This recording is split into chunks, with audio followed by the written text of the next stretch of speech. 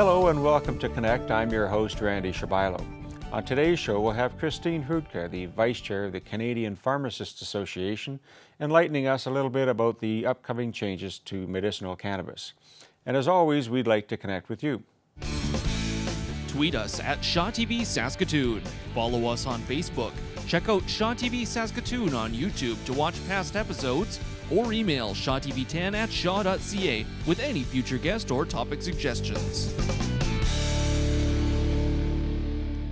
Canada is beginning a new era this summer with the legalization of medical cannabis is the new term that we're understanding.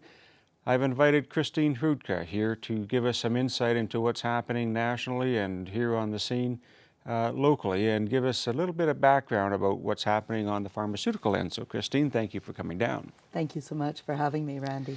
Tell us a little bit about yourself and the business you have and your role that you play on the national scene. I'm a Saskatchewan-born pharmacist and have a pharmacy. I own 2 pharmacies here in Saskatoon. I am the Saskatchewan representative on the Canadian board, and 2 years ago, I stepped into the role of vice chair. So I'm now vice chair of the Canadian Pharmacy Association, going on to be chair in June. So that'll be exciting. And one of our roles is, of course, advocacy for pharmacy across the country, which is what we've been doing this last year as far as medical marijuana goes. We're attempting to move it to medical cannabis. And so we've been lobbying governments federally to recognize pharmacy as a place that we feel that medical cannabis should be sold at. How many members would you have representing in Saskatchewan and then across Canada? Well, in Canada, we've got 40,000 pharmacists and about 10,000 pharmacies across the country. Wow. And of course, Saskatchewan, much smaller number, but as a national association, that's really what we're representing. So when you bring that voice to the table, there has to be some acknowledgement in terms of the world is changing and we have some new laws coming into play this summer.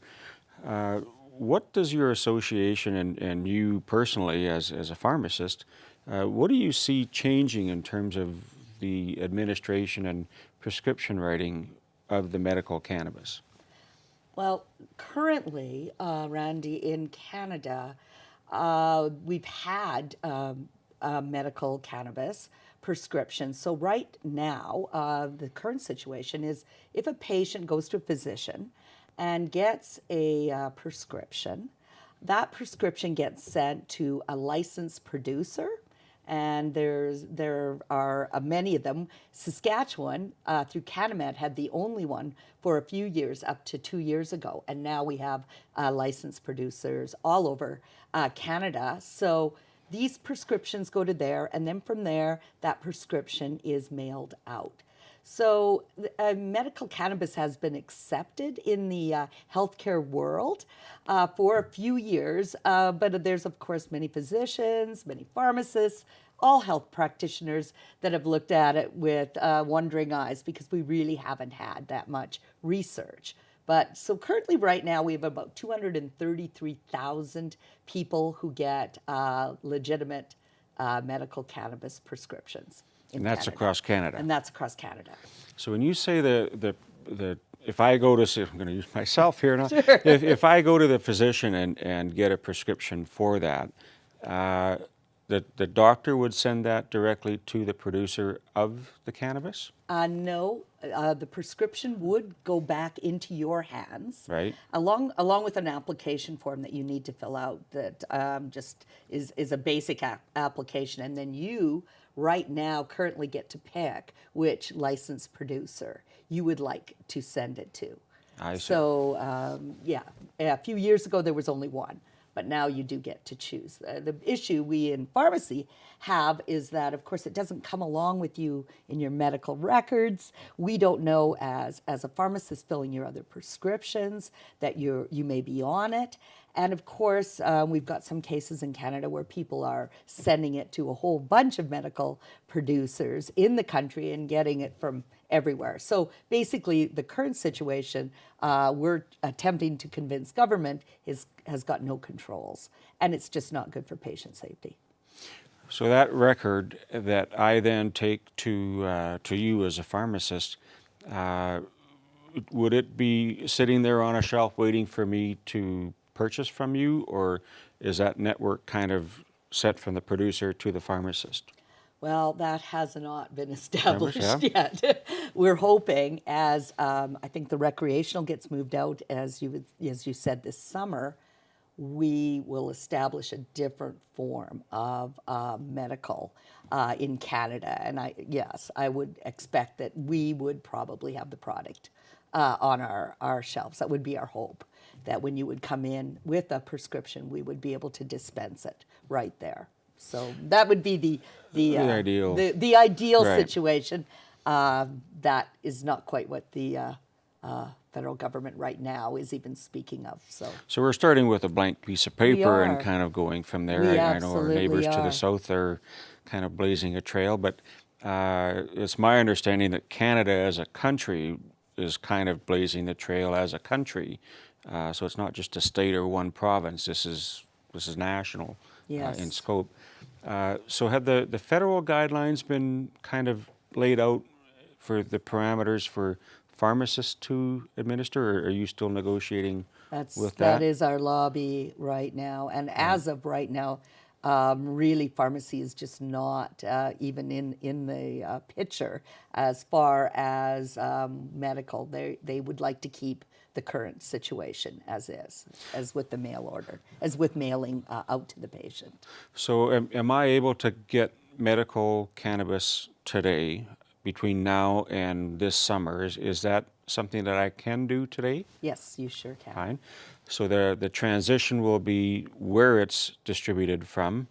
And do we see a cap on the number of dispensaries will be from, or is it kind of every pharmacy across the city that would have access to it? Our ideal would be every pharmacy, and this product would be handled like every other drug that we have currently in our dispensary.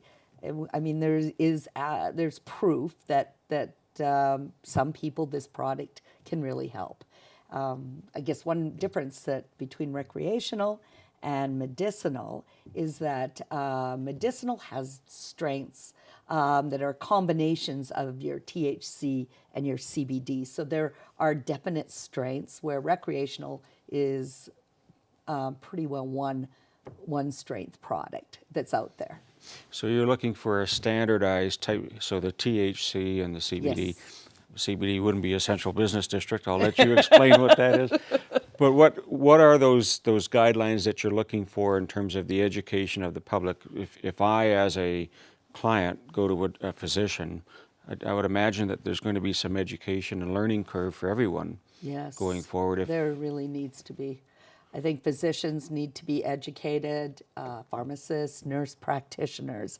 Everyone in our healthcare system has to have some education about the effects and the medicinal purposes that that the medical cannabis can produce. And for patients with pain, chronic pain, chemotherapy, seizures, PTSD, there are many patients that report that this is really helping them.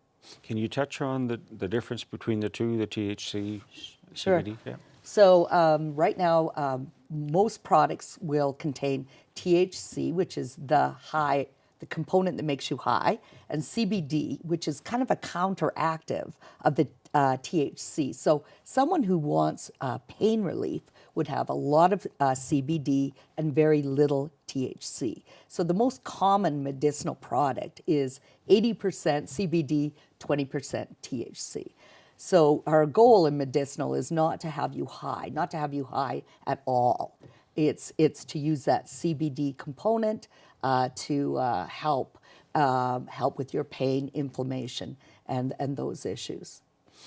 Is there a difference between and a standardized type of product? I recall you saying earlier about some of the product that's out there in terms of the growers and producers. If they're not sanctioned and properly monitored, we can have all kinds of things ending up in the product itself. Do you see a standardized type of product on the shelf, if you will? Yes, right now, all the licensed producers do have a standardized product for medicinal use. It's tested inside and out, grown under absolute sterile conditions, no mold, supposedly no pesticides. Some of our growers have Yeah. had some issues there. So yeah, what's going out to that patient is a total standardized product. Unlike, of course, what we're seeing recreational, which right now, if you're buying recreation, there is no control over what that product might have in it. So if you have a hairball from a cat in there, you can find those. Exactly. So when we take a look at what we're going to be purchasing, we have a standard. So if we have an aspirin or and a leave, there are certain components within those pills and so on. Is there going to be a difference with any oils or edibles versus the actual product that would need to be smoked? The smoke product will basically be vapored. So what right now you see is as a dried weed, medicinally will all be vapored, meaning you put it into a vaporizer, a bong, and it's heated and you inhale it. It isn't smoked. And then the other is a oil, which you will ingest either under your tongue or in baking. So those will be the two main delivery systems of the medicinal. And we see that coming to, I guess, the consumption end of it. That's obviously going to open a door for, if I need it medicinally, should I be able to have the right to consume that on the street in a park? And that's where I guess the city councils across the country will have to determine what they're going to do with those bylaws. Absolute. Again, medicinal, we expect never to be smoked. So as it's vapored, it will not produce any smell. So you would not know if somebody's vaporing right beside you or if somebody is taking an oil, and just putting it on their tongue. So I think that's a big misconception that you will have all these people who are using it medicinally, in a cloud of smoke, and that just will not happen. We're going to take a short break right now, and we'll be back with Christine Hrudka. Stay with us.